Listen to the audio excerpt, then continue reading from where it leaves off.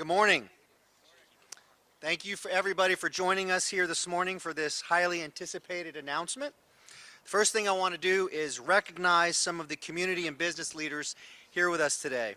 First, our council members, Aaron Bowman, Nick Howland, Sam Newby, and Ron Salem. And our partners, Daniel Davis and the Jacks Chamber, Jake Gordon and his team from Downtown Vision, Michael Corrigan and Visit Jacksonville, of course Lori Boyer and members of the DIA, Brian Wolfberg and his team at Vystar, Dan Bean and Justin Weekland from the Jacksonville Naval Museum, Daryl Joseph, our Director of Parks, and Bill Spann, Director of our Military Affairs and Veterans Department. From the time I took office, I've been committed to changing downtown skyline, transforming this place into a premier destination. That has been a promise from the beginning. I'm happy to announce this weekend, several of our projects will begin taking shape. Tomorrow morning, the Fire Museum will move to its new location, not far from where we're standing right now. The updated Friendship Fountain will undergo final testing this weekend for an upcoming grand reveal. And our biggest announcement, and the main reason we are joining you today, in just about 24 hours from now, the USS Orleck will arrive in downtown Jacksonville several weeks before she was originally scheduled to dock here.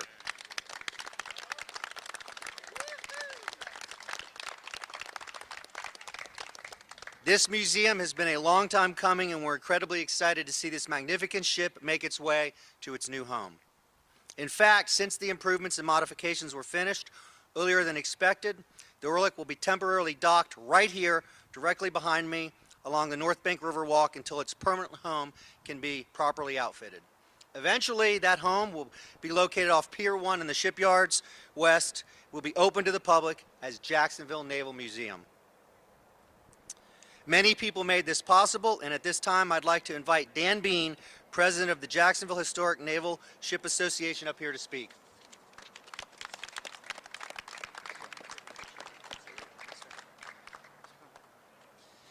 Thank you all for being here. It's a tremendous day. I told WOKV this morning, it's sort of a little bit, for me, it's a little bit like Christmas Eve. You know you're going to get something. You might have an idea what it's going to be, and it's when you wake up the next morning, it's going to be here. And that's what's going to happen tomorrow. It's a 12-year journey, and obviously it doesn't happen with a single person. It happens with thousands of people. And I want to introduce our Vice President, Justin Weekland, who's just been incredibly invaluable, but he and I just represent thousands of people that have worked on this project for 12 years. Sorry it took so long, but it is what it is. Daniel Davis, thank you for having a Chamber of Commerce day today and tomorrow. We're supposed to have sunshine, no clouds again. Great job, Daniel. I'm going to start with the federal government first. Congressman Rutherford, I saw Chris Miller here. Congressman Rutherford and his staff really worked really hard for us with this project, and we're grateful to Congressman Rutherford. On the state level, Governor Scott and Governor DeSantis, and Governor DeSantis was Ron DeSantis when he made his first donation, and again that's just a signal of how long it takes. But the state has gave us $1 million, and that was really primarily for the efforts of Representative Charles McBurney, and I don't know if Charles could be here today. Former Representative Charles McBurney, but the state has done a tremendous job, in the state legislature and the Duval delegation, extremely helpful to us. Obviously, it was the local government officials that really helped push us through.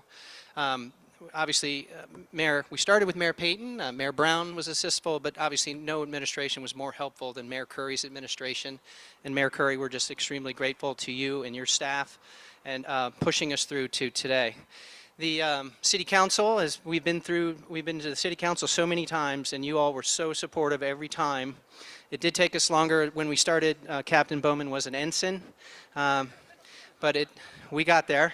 President Newby, thank you. Councilman Salem, Councilman Cumber, again, Ensign Bowman, Captain Bowman now, and Laura, and that's the rest. Nick Howland here, a former ship driver as well, and really all the City Council. I do want to give a shout out to former City Councilman Bill Bishop, who was instrumental 12 years ago in starting us and pushing us along and keeping us going, and really grateful. And then, you know, the different government, the city government agencies, obviously the Downtown Investment Authority, Lori Boyer has been unbelievable with her teammates. Really want to highlight John Crescenbenny, former council member. He really was very helpful. Steve Kelly, Guy Parola, all credit to our city and civil servants that just do a tremendous job. And then obviously Andre Wallace and Tom Daly, who are no longer in their positions, but you all know Andre. And I called both of them earlier this week to thank them for all they did in this process.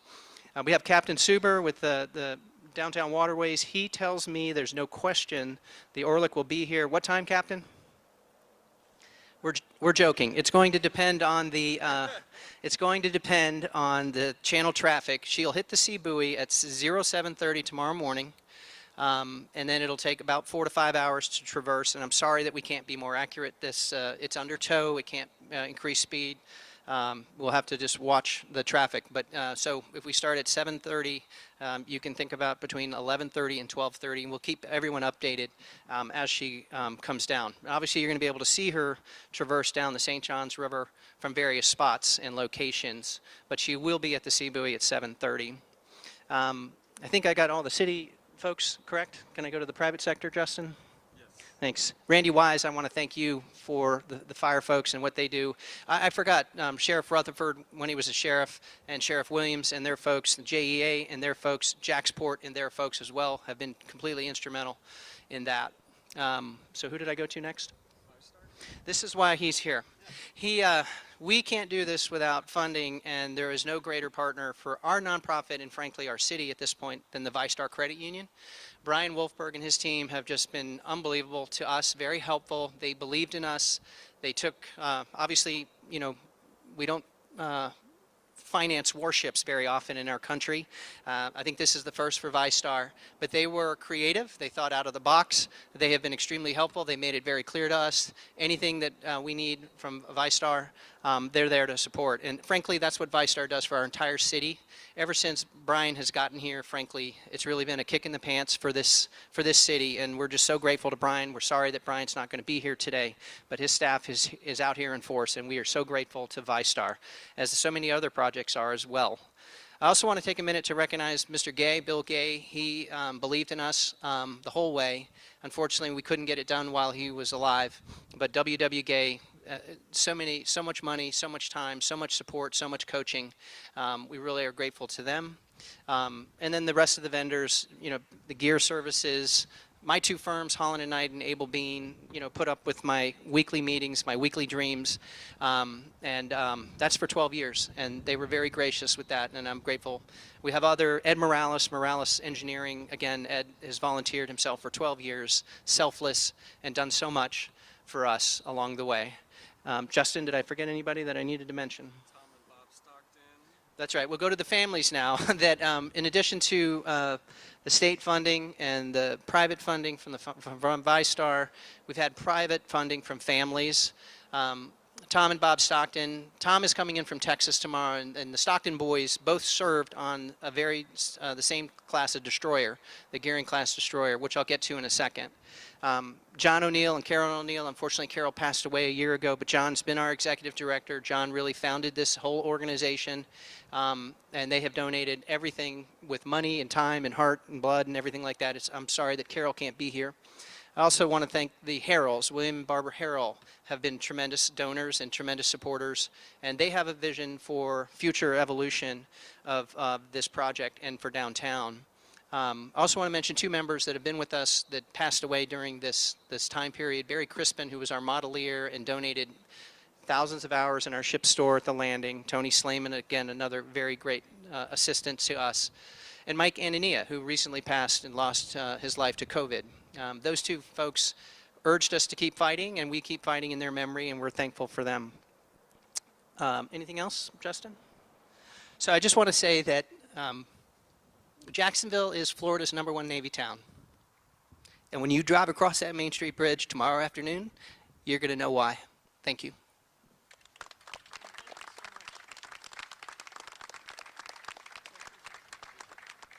Now, please welcome Patty McElroy with the Vystar Community Foundation. Thank you, Mayor. Good morning, everyone. What an amazing thrill it is to be here, and what it will be like tomorrow to see the Orleck coming up to dock right where we're standing. My name's Patricia Mcelroy, and I am just so pleased to be here today. I'm a senior vice president at Vystar Credit Union and the president of the Vystar Community Foundation. As I've said, it's an honor, and I want to share a little bit more with you about Vystar's promise to do good in our communities. Our credit union was founded in 1952 at Naval Air Station, Jacksonville, as Jack's Navy Federal Credit Union. Over the last 70 years, we've gone from 12 founding members who wanted to create a safe place for military and civil service members to save and borrow money. And now we're a robust credit union serving more than 800,000 members. Vystar now has assets over $12 billion. As we continue to grow, so does our commitment to the community, especially when it comes to the military. Last year, we gave more than $6.8 million in community support to over 300 nonprofit organizations, more than ever before. That includes $800,000 in giving to military-themed initiatives. Our commitment to supporting those who protect, serve, and care for our community and our country is why we are so passionate about supporting the Jacksonville Naval Museum and bringing the USS Orleck to the banks of the St. Johns River. It is fitting that we are here in this location today. In 2018, Vystar moved our headquarters to downtown Jacksonville because we understood the importance of contributing to a thriving downtown. Now, the USS Orleck will be just a short walk from the Vystar Tower, a powerful reminder to our employees, our members, and our community of Vystar's commitment to our military heritage. The addition of the USS Orleck to the riverfront will not only add a key piece to the city skyline, as the mayor mentioned, but also it will continue to bring people downtown. Whether they live in Northeast Florida or whether they come from other parts of the country to enjoy this world-class destination. We are grateful to Mayor Curry's office and the community partners who helped make this weekend possible. We also look forward to a continued partnership with the Jacksonville Naval Museum and having the USS Orleck open to the public.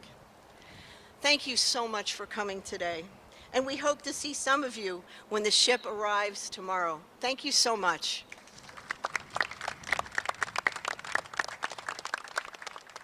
Thank you to everybody for being here this morning, and again, tomorrow is going to be a beautiful day, so if you have time, come down and check it out, and if you can't make it tomorrow, come Sunday, come Monday, come Tuesday, whenever. So again, thank you. Individuals will be available for questions if media has questions as we wrap up.